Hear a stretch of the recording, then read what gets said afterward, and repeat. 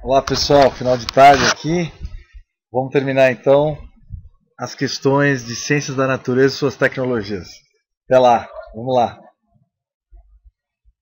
Então, Enem 2012, prova branca, ciências da natureza e suas tecnologias. Então vamos lá. Questão 67, ciências para melhorar o Brasil. Na questão 67, a figura representa um dos modelos de um sistema de interações entre seres vivos.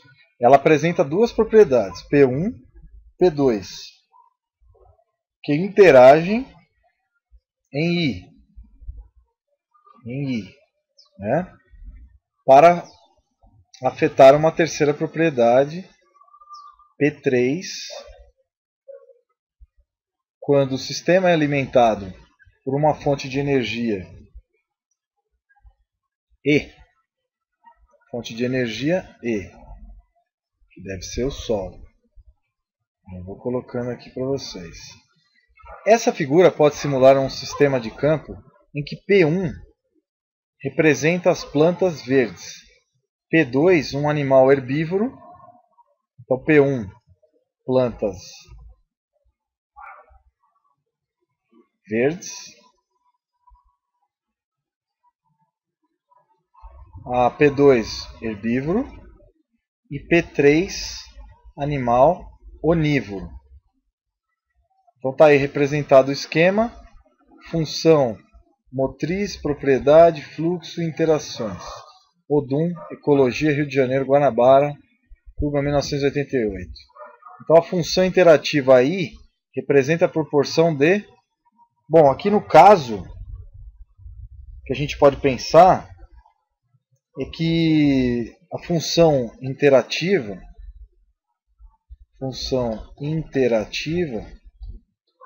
dessa cadeia, dessa teia alimentar, I, representa a proporção de P1 e P2, utilizada na alimentação de P3. Então P3 se alimenta de P1 e P2. Então é um animal onívoro, ou seja, que se alimenta de vários outros tipos de animais. Então herbivoria, não. Polinização também não. P3 utiliza na alimentação P1 e P2. Resposta letra C. Lembrem sempre que E aqui no esquema é o Sol. E aqui fotossíntese. É passada através da fotossíntese em F1. Tá bom? Então está aí representada a primeira questão. Matamos a primeira questão. Letra D de dado. Será que eu pulei aqui? É. Então, na verdade aqui, desculpe. Professor, D, P1 e P2 utilizada na alimentação de P3. Aqui tá, C está errado, não é C não. Aqui você vê que eu me confundi, é letra D. É P1 e P2 que é utilizado na alimentação de P3. O P3 vai comer P1 e P2, o animal P1 e P2. Beleza? Então é letra D. Pessoal, não entendi. Fácil. P3 ele vai se alimentar tanto de P1 como de P2.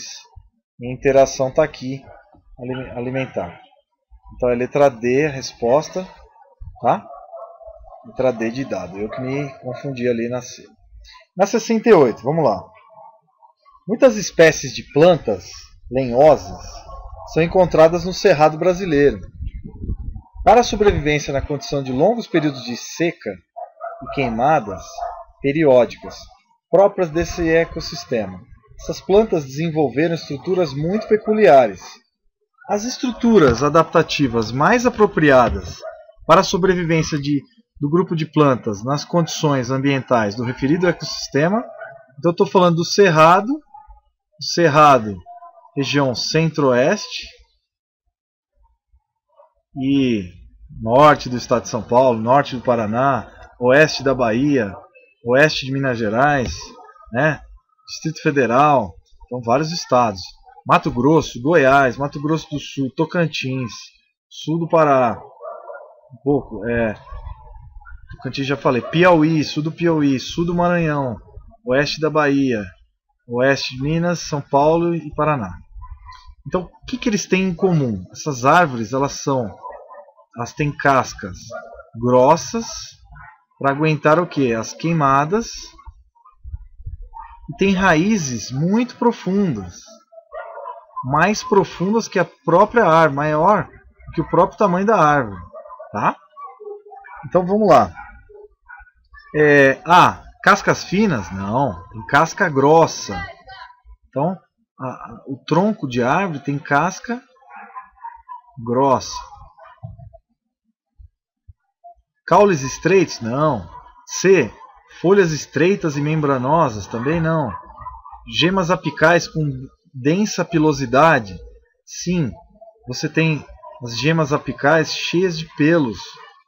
E de forma que também nas plantas as gemas apicais também são pilosas, para capturar o máximo de água. As raízes são superficiais? Não. Então por eliminação você chegaria à resposta. Então a letra D, gemas apicais. Professor, o que são gemas apicais? Você tem uma plantinha com as suas raízes, pode ser as gemas apicais das raízes que tem pelos. Estou fazendo um aumento. Esse final aqui, a coifa, teria pelinhos, ó. Então, gema apical. Gema é uma região de crescimento da planta, tá? Que pode ser também ligada aqui à copa das árvores também. E você teria então a formação aqui das gemas nas pontas, fazendo as gemas com pelinhos. A gema com pilosidade. Pilosidade quer dizer pelos, para absorver o máximo de água. Mas basicamente nas raízes. Então no final das raízes você tem uma região pilosa, com pelos absorventes. Beleza? Então tá aí. Agora 69. Vamos lá. Na questão 69, a própolis é um produto natural conhecido por suas propriedades anti-inflamatórias e cicatrizantes. Esse material contém mais de 200 compostos identificados até o momento. Dentre eles, alguns são de estrutura simples,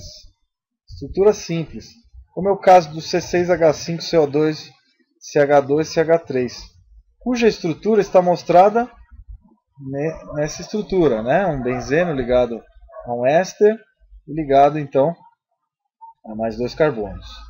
O ácido carboxílico e o álcool capazes de produzir o éster em apreço por meio de reação de esterificação são... Então vamos lá, vamos mostrar. Então a reação de esterificação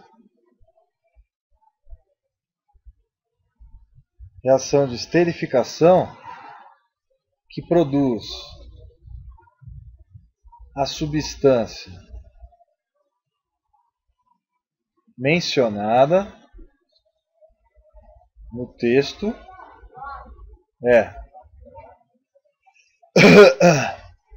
vai ser o seguinte, ó. Benzeno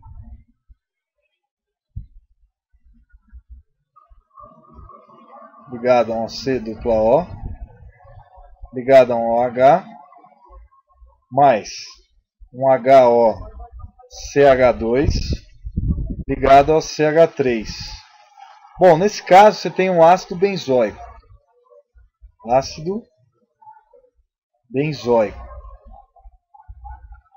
Aqui você tem o etanol,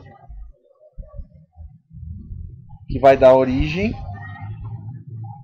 a uma outra substância, que é um benzeno ligado a uma C dupla O, a um oxigênio, CH2, CH3, mais H2O. Isso então é o benzoato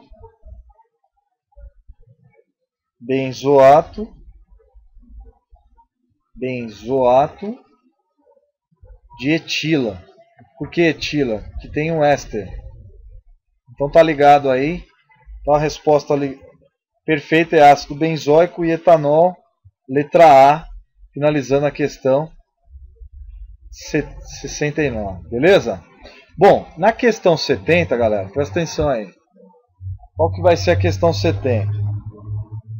Questão 70, no Japão, Movimento Nacional para a Promoção da Luta contra o Aquecimento Global leva o slogan: uma pessoa, um dia, fala abaixo aí, ó, 1 kg de CO2 a menos. A ideia é cada pessoa reduzir 1 kg a cada... Puta, tem que sempre ter um chato, né? Continuando então, pessoal. No Japão, o movimento nacional então, para a promoção da luta contra o aquecimento global leva o slogan: uma pessoa, um dia, 1 kg de gás carbônico a menos. A ideia é cada pessoa reduzir 1 kg a quantidade de CO2 emitida todo dia por meio de pequenos gestos ecológicos, como diminuir a queima de gás de cozinha. O hambúrguer ecológico é para já, disponível em http://iqm-unicamp.com.br.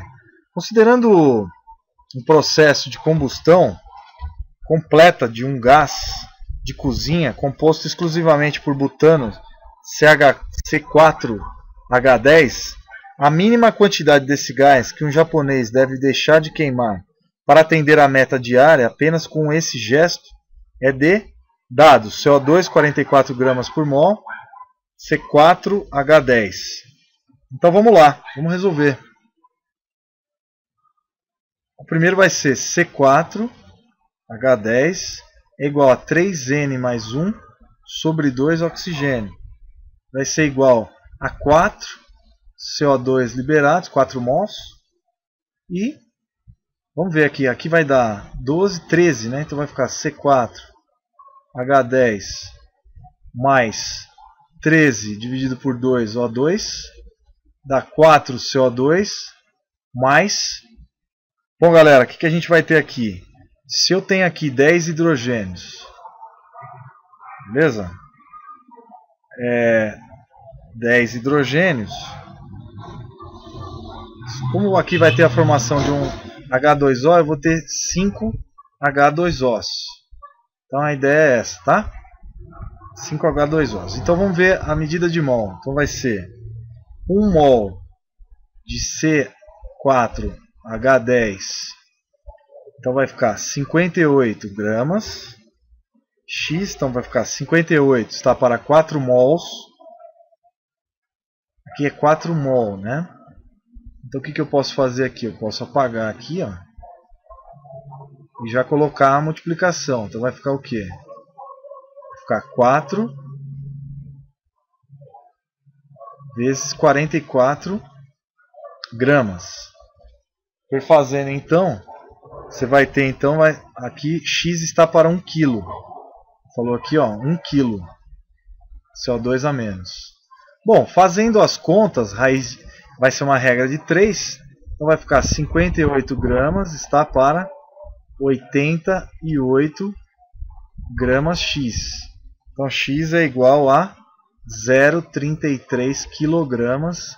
Resposta à letra B de bola. Finalizamos o exercício. Então vai ser B de bola, 0,33 quilogramas. Resposta do nosso exercício. Beleza?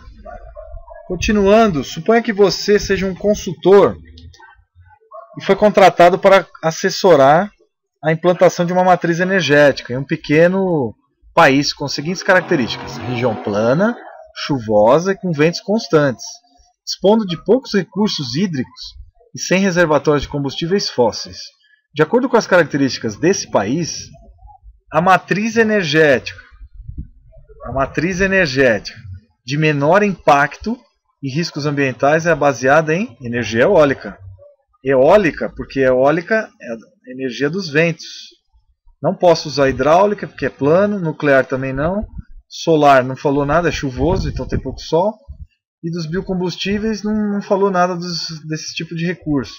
Então seria então a eólica com as pás formando então um triângulo equilátero, então com aquisição de movimento. Então a energia do vento vai gerar movimento, energia cinética, que vai se transformar em energia mecânica e dar origem então à energia elétrica para as casas e para outros estabelecimentos. Então, letra E, beleza? Na questão 72, continuando, uma empresa de transportes precisa efetuar a entrega de uma encomenda o mais breve possível. Para tanto, a equipe de logística analisa o trajeto desde a empresa até o local da entrega. Ela verifica que o trajeto apresenta dois trechos de distâncias diferentes e velocidades máximas permitidas diferentes. No primeiro trecho, a velocidade máxima permitida é de 80 km. A velocidade máxima 80 km por 80 km.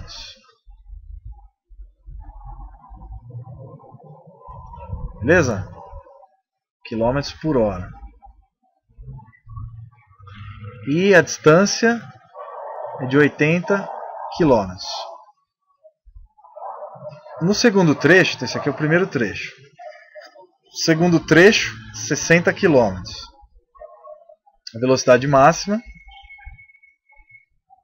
120 km por hora.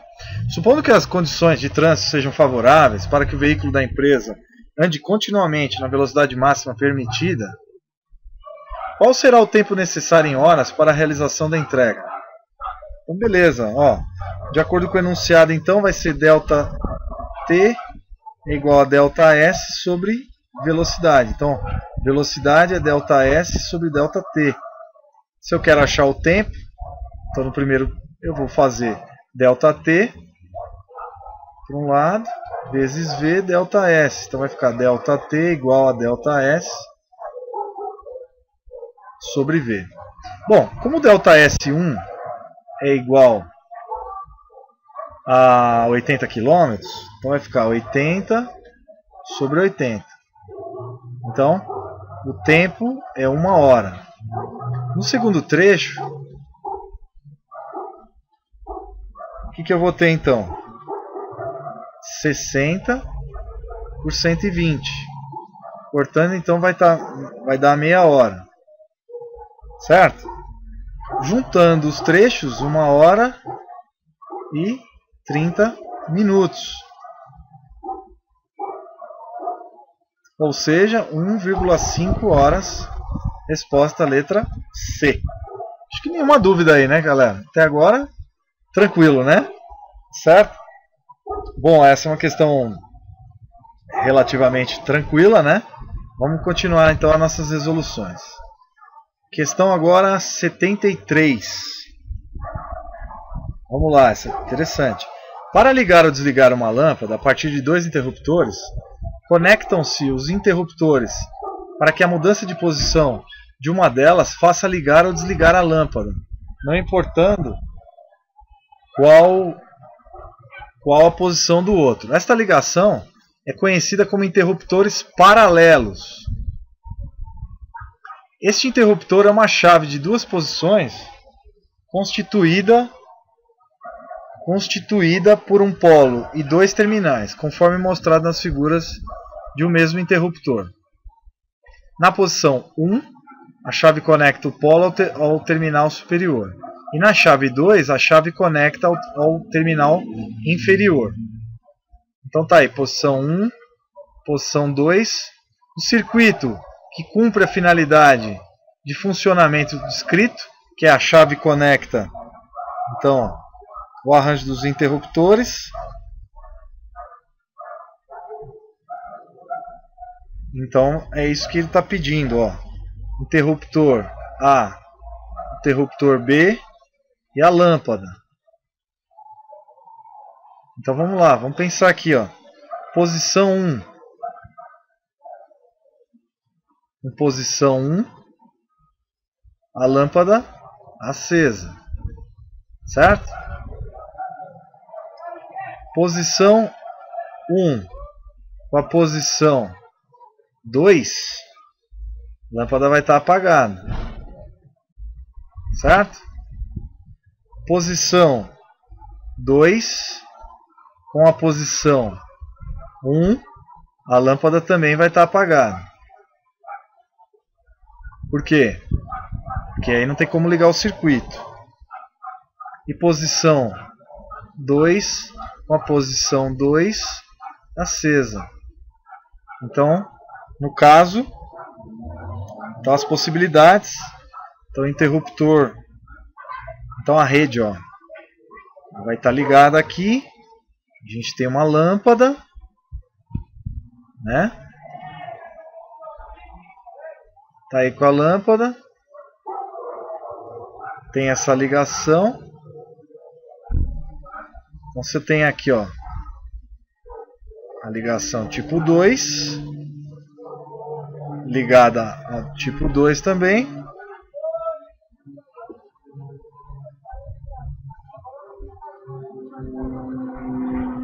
E aí você tem uma outra, interruptor A, interruptor B. E aqui você tem, então, ó,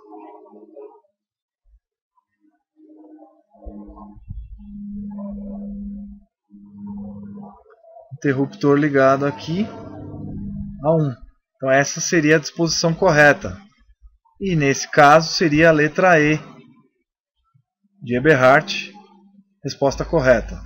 Aqui nós não temos essa ligação contra o interruptor. Na C também não temos essa ligação. Na B também não temos e nem na A.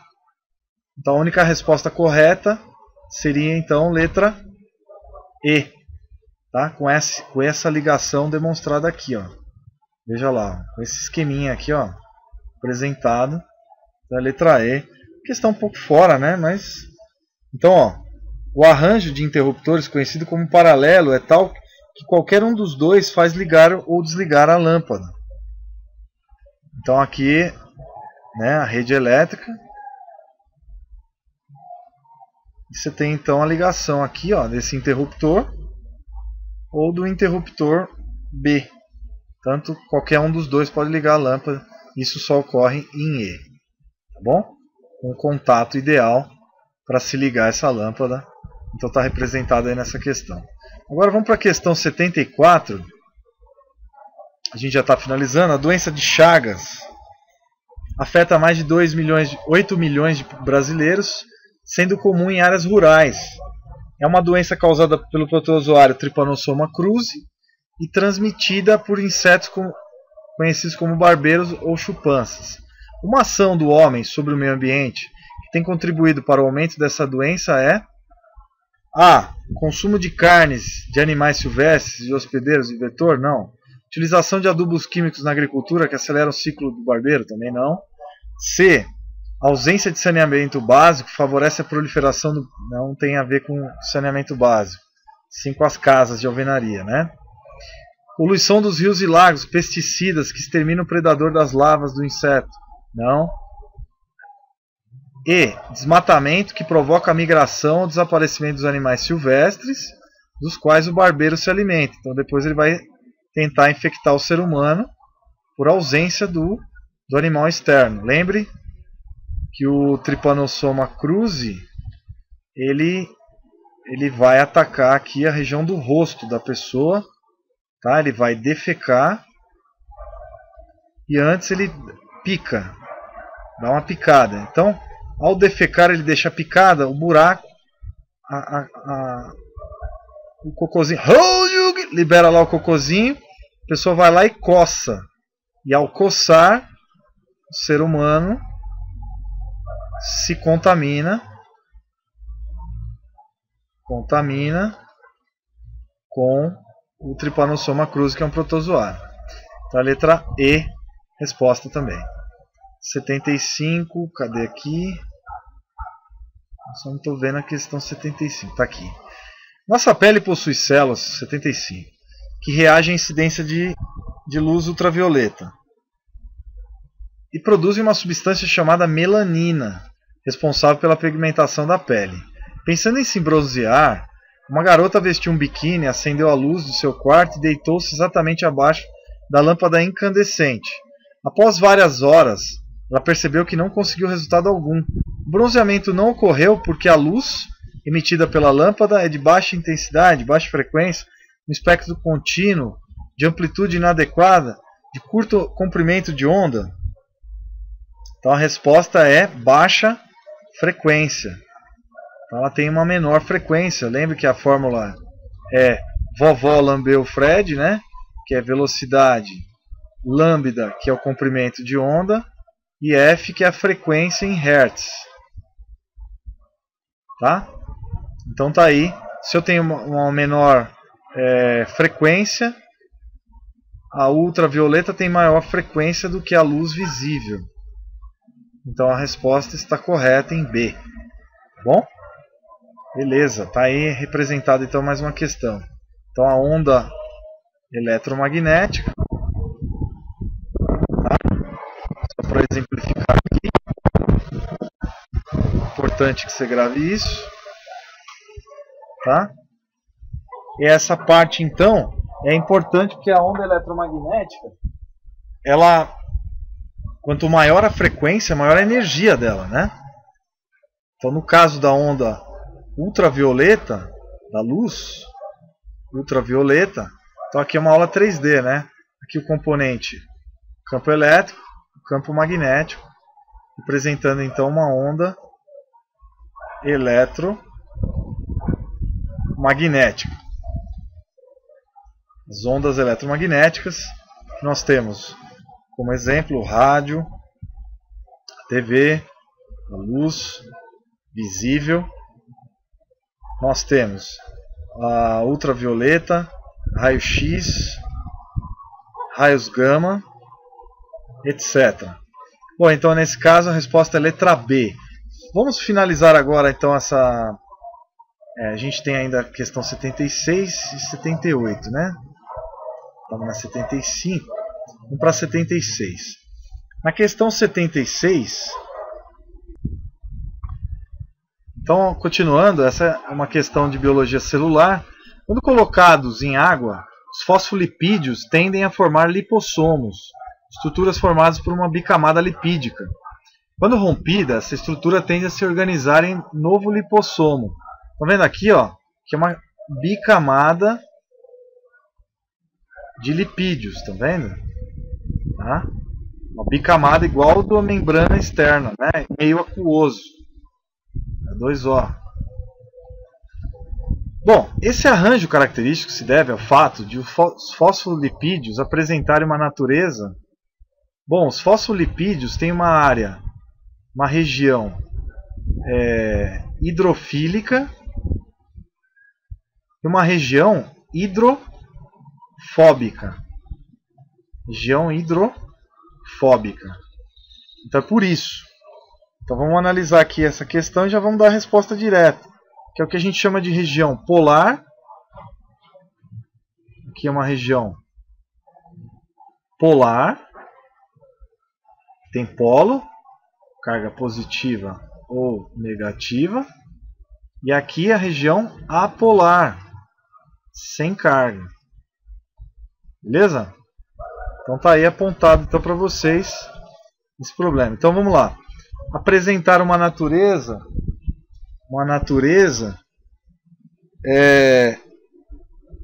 A, polar, B, apolar, anfótera, insaturada, anfifílica. Então ela vai ter uma região polar e uma região apolar.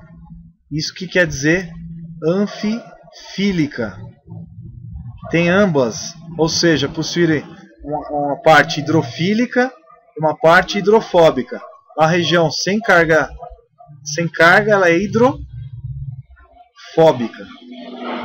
Beleza? Então está aí representada então a questão como as membranas celulares, que tem então essa região interna apolar e a região externa polar e hidrofílica. Beleza? Então a resposta, a letra A desse exercício, belíssimo exercício, né? Tem uma ligação muito forte com a vida da gente. Na questão 77, 78, eu vou deixar para o próximo bloco, que aí eu vou fazer 77, 78, 79 e 80. Então a gente encerra essa análise. Um grande abraço a todos. Até as próximas aulas. E espero que vocês tenham gostado dessa videoaula diferente aqui, já escuro aqui fora. Um grande abraço para vocês. E até